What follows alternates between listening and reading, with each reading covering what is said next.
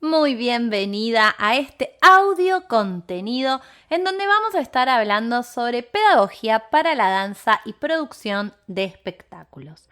Decidí poner estos dos temas juntos porque en general, como profes de danza, es a lo que más nos dedicamos. No a lo único, pero es a lo que más nos dedicamos. Y quiero que seas una profesional de lo que hagas, tanto en tu dictado de clases como en la producción de tus shows. Así que vamos a empezar.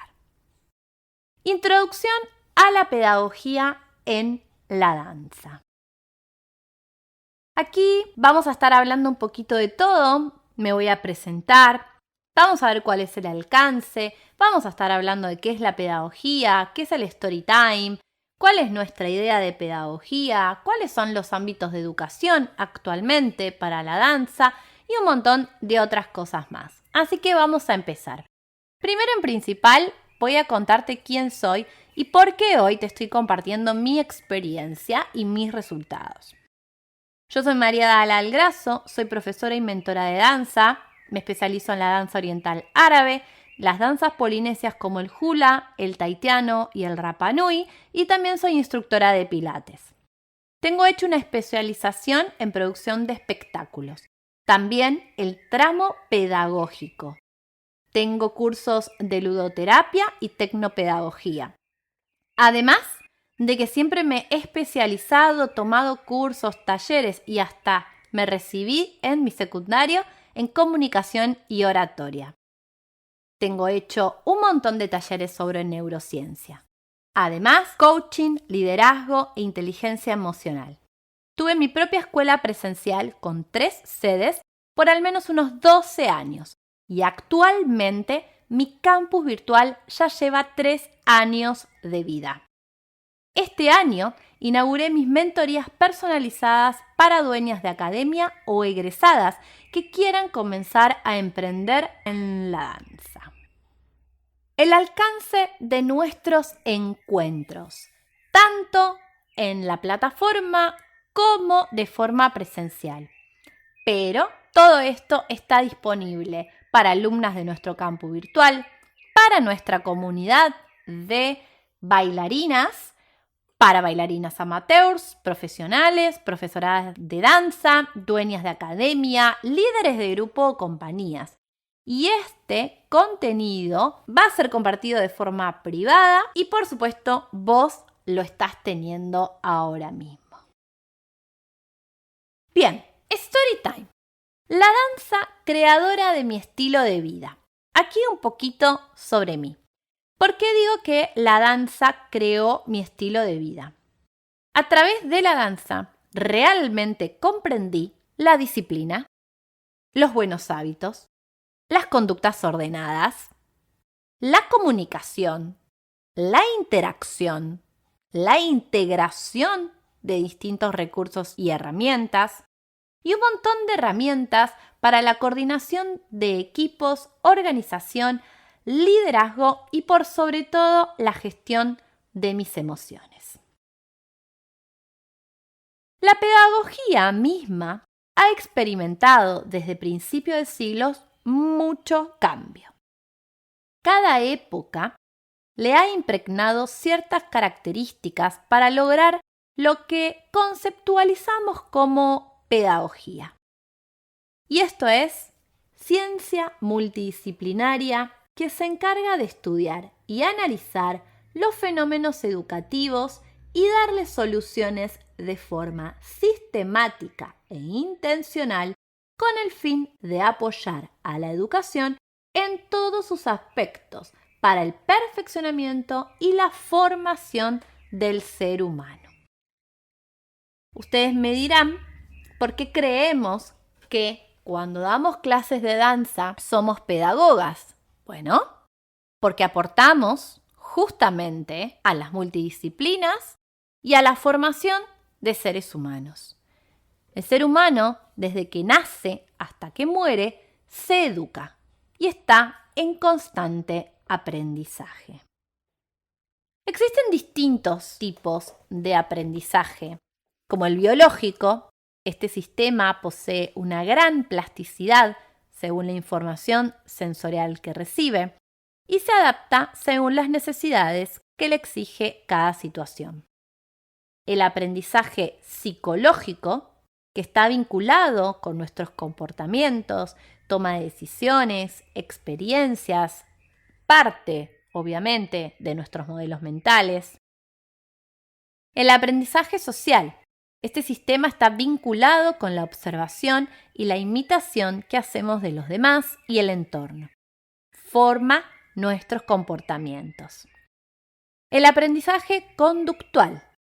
Es un sistema que está vinculado con otro sistema o un modelo de conductas que marcan nuestras experiencias.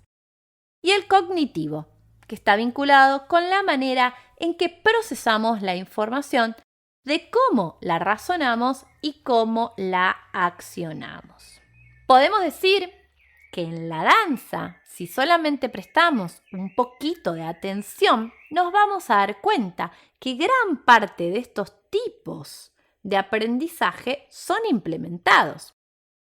Además de que, por supuesto, hasta te diría como por instinto, nosotras, como maestras y como profesoras, los aplicamos continuamente en el aula, ya sea para niñas, para adolescentes o para adultas, que por supuesto tendrán distintas dinámicas de enseñanza. Y por supuesto, distintos tipos también, ¿no? La educación desde el comienzo de nuestra vida se adquiere en dos ámbitos. El informal, con su entorno íntimo, como la familia, los amigos, y el formal, dentro de las instituciones. Desde el comienzo de la humanidad, el hombre se ha educado. Lo hizo a través del boca en boca, la enseñanza de los ancestros y también por sus propios descubrimientos. La educación es un proceso por el cual las nuevas generaciones se apropian y transmiten a otras en formas de normas, códigos y hábitos los bienes culturales de una comunidad.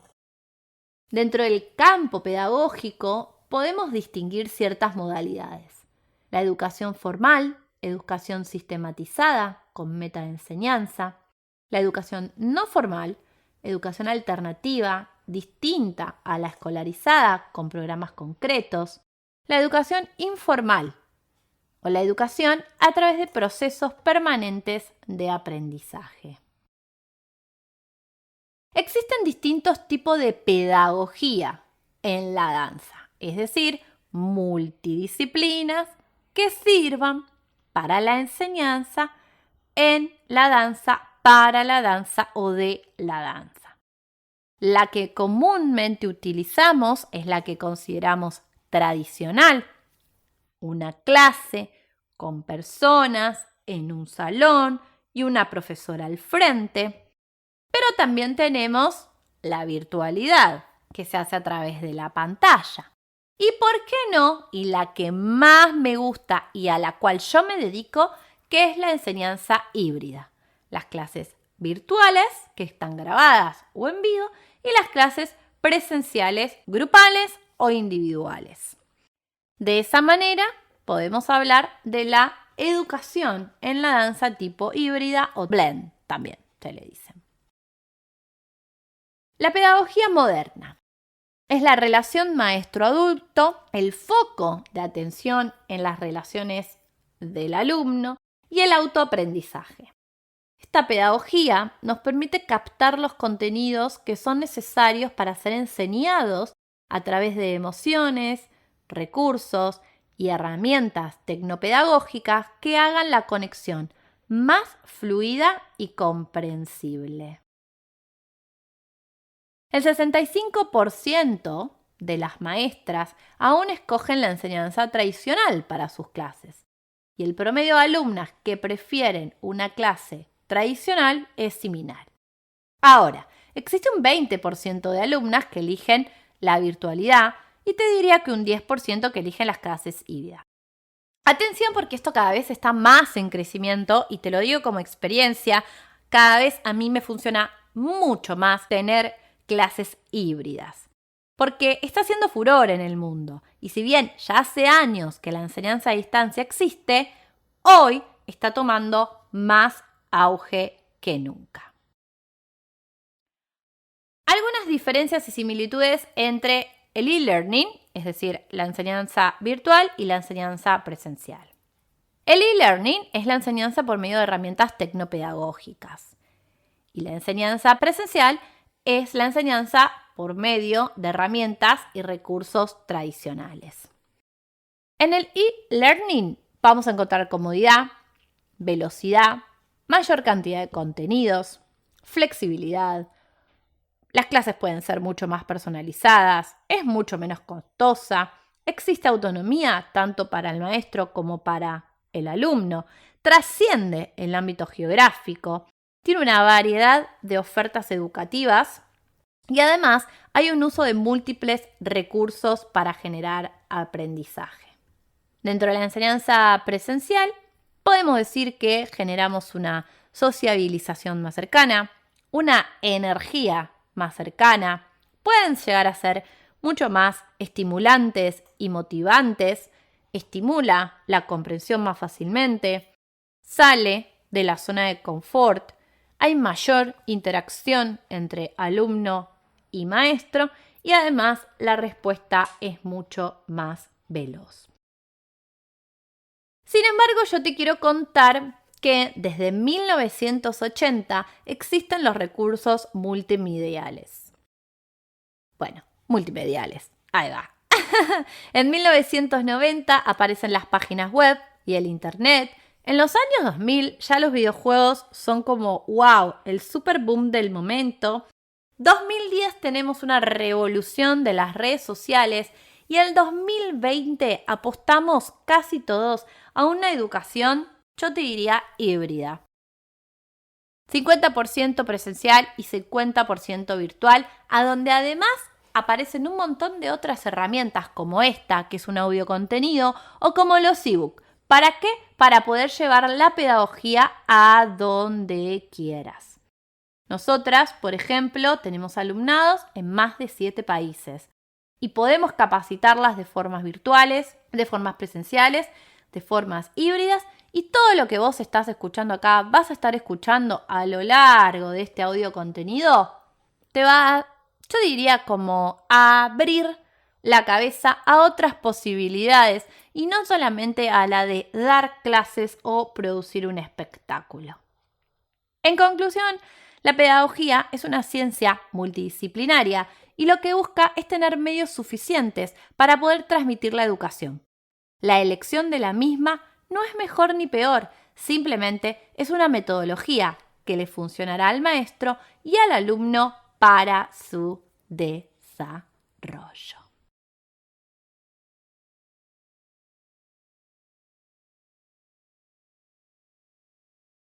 A continuación, vamos a estar hablando sobre psicología y arte. Terapias artísticas y psicología. Definamos ambos términos. Terapia, de terapia, es igual a tratamiento, procedimientos a través de los cuales esperamos alcanzar cierto bienestar o mejoría, curar o aliviar una enfermedad. Y el arte es toda expresión de la actividad humana con una finalidad estética y con una intención comunicativa que a través de lo social y lo cultural tiene el poder de interpelar a nivel individual y colectivo.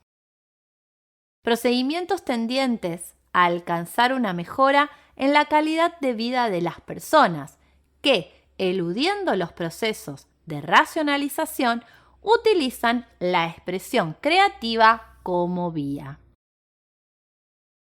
Entonces, podemos nombrar ciertas herramientas terapéuticas, como las intervenciones intencionadas, objetivos puntuales, terapéuticos, expresiones subjetivas y potencial transformador. Algunos elementos terapéuticos pueden ser la posibilidad de comunicarse, la posibilidad de expresarse y la posibilidad que a través de todo esto puedan, vamos a decir, generar un diagnóstico de valor. Existe una utilidad clínica de las terapias artísticas, que pueden ser la catarsis, el reconocimiento y la proyección. Si tomamos la mirada desde el psicoanálisis, decimos que en las producciones artísticas, al tratarse de expresiones creativas de la actividad humana, vamos a encontrar reflejado algo de el orden de lo inconsciente, de quién, lo está produciendo. Vamos a hablar sobre algunas tópicas freudianas. Primera tópica, esquema del peine. Dice que hay 3 niveles, el nivel ICC, el nivel PCC y el nivel CCC. El nivel ICC es sobre contenido reprimido. El nivel PCC son contenidos que sí pueden hacerse. Y el nivel CC es todo lo que escuchamos o estamos viendo. Después, Freud nos habla de una segunda tópica que tiene que ver con el ello, el superyo y el yo. El ello es ¿qué deseo? Es la parte más primitiva y se rige por el placer y satisfacer los deseos. El superyo, ¿qué es lo que debo hacer? Representa los pensamientos éticos y morales. Yo, ¿quién soy? Conectada ya desde la realidad. Media entre los impulsos del yo y las demandas del superyo. Aquí todo hablando sobre expresión, ¿verdad? Y por qué vinculamos la parte terapéutica, psicológica con el arte. Hay otros referentes que plantean la existencia de un circuito que involucra a quien produce arte y a quien contempla. Por ejemplo, la pulsión, que es un estímulo para lo psíquico. Y está basado en el objeto, en el esfuerzo, en una meta y en una fuente. La sublimación, un destino posible de las pulsiones sexuales. A través de la sublimación se mantienen inocuos esos deseos inconscientes que no pueden satisfacer del modo tal en que pretenden originalmente. El acento recae en la desviación respecto de lo sexual y la canalización. Los aportes de la Gestalt. Teoría de las formas. Algunas referencias es Rudolf Arnheim, Kurt Koffa y Ernst Gombrich. La percepción es una captación creadora de la realidad. Es un hecho imaginativo e inventivo. El postulado. Todo es más que la suma de las partes. Entonces, Kafka hace hincapié en la necesidad del análisis de la obra en tanto objeto perceptualmente presentado. Comprensión de la estructura y no de la emoción. Gombrich dice que las obras de arte poseen forma y contenido y ambos deben ser estudiados, al igual que su contexto temporal y geográfico. Y Arnheim dice que el espectador es activo en cuanto a la apreciación de la forma y a la captación del significado de la obra. Estos pensamientos que acabamos de nombrar son muy importantes al momento también de cuando nosotras comenzamos a dar clases o a montar un espectáculo, porque no tenemos que olvidarnos de que trabajamos con personas con un inconsciente, un subconsciente y un consciente. La teoría sociocultural de Vygotsky. Creación y percepción, para comprender los fenómenos psicológicos ligados al arte. Habla de nociones originales, de la catarsis, la fantasía y la imaginación. La catarsis es el momento exacto en el que tiene lugar la descarga energética. La fantasía es una expresión central de una reacción emocional. Y la imaginación es lo que hace posible la creatividad. El arte es la vía de expresión, estudio y análisis de una época que nos permite adentrarnos en los procesos de subjetivación social de ese momento determinado. Jung y la psicología analítica. Dice que existen ciertos arquetipos, formas simbólicas comunes a todos, que existen diferencias anuladas entre lo cultural y lo histórico, que hay tendencias humanas ancestrales, fuentes de creación artística y herencias psicológicas. Habla del inconsciente, el inconsciente colectivo y el inconsciente personal. El inconsciente colectivo va más allá de la civilización, de la época y de la cultura, y en todos nosotros laten, dice, determinados símbolos. El inconsciente personal es un inconsciente que desborda y que necesita ser expresado. Dentro de los hemisferios que establece la neurociencia, podemos decir que los procesos artísticos intervienen en ambos hemisferios. La obra de arte es un acto comunicativo y creativo. Notemos cómo la psicología también nombra al arte, la vincula, cómo con este conocimiento nosotras también podemos trabajar en el aula, podemos trabajar incluso en nuestros shows. Danza terapia. El origen del método por María Fuchs. Nace en 1922 en Argentina.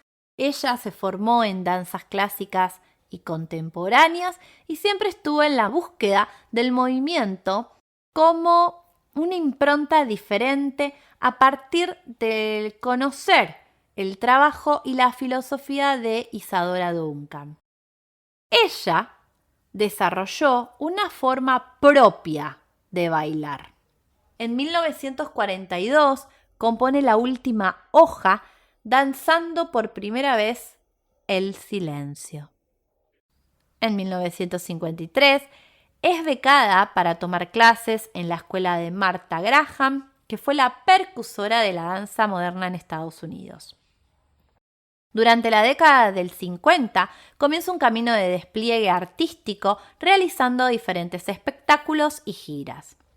Su método se diseña en relación a esa búsqueda escénica y su inquietud por llevar su manera de vivir la danza a otros mediante un lenguaje propio y la convicción de que el movimiento auténtico es parte de la danza.